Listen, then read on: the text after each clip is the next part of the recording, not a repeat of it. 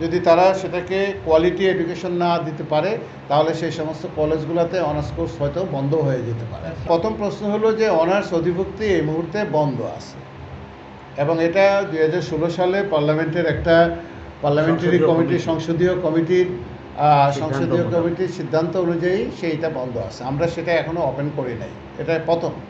আর দ্বিতীয়ত হলো যে কলেজগুলোতে অনার্স মাস্টার্স খোলা হয়েছে, সরকারি কলেজগুলোর এক ধরনের বাস্তবতা, বেসরকারি কলেজগুলোর এক ধরনের বাস্তবতা, জেলা শহরে ঢাকা শহরে অবস্থিত কলেজগুলোর এক ধরনের বাস্তবতা, উপজেলা অথবা আরও প্রত্যন্ত অঞ্চলে যে সমস্ত জায়গাতে অনার্স কোর্সগুলো হয়েছে সেখানে আরেক ধরনের বাস্তবতা।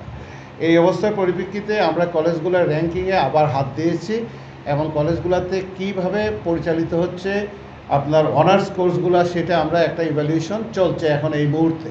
আমরা আগেও বলেছি মাঠ পর্যায়ে সমস্ত তথ্য আমাদের হাতে এসে পৌঁছে গেছে, প্রায় 90% তথ্য আমাদের হাতে এসে পৌঁছে গেছে এবং সেগুলো আমরা ইভ্যালুয়েট করছি এবং যে সমস্ত ইন্সপেকশন করছি, যে সমস্ত কলেজগুলো অনার্স কোর্স চালানোর মতো উপযুক্ত না, বিশেষত বেসরকারি কলেজগুলোতে, সেগুলোর ব্যাপারে জাতীয় বিশ্ববিদ্যালয় প্রশাসনের নতুন সিদ্ধান্ত আসতে পারে।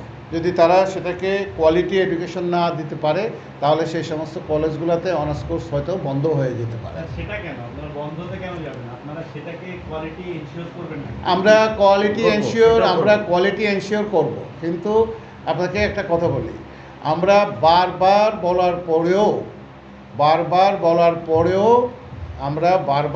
পরেও গত 2 বছর থেকে বারবার বলার পরেও শিক্ষক সংখ্যা বৃদ্ধি করা, ল্যাব ফ্যাসিলিটিস বৃদ্ধি করা, ছেলে মেয়েদের শিক্ষার পরিবেশটাকে এনশিওর করা, সেগুলো কিন্তু কোনো কলেজ করছেন না।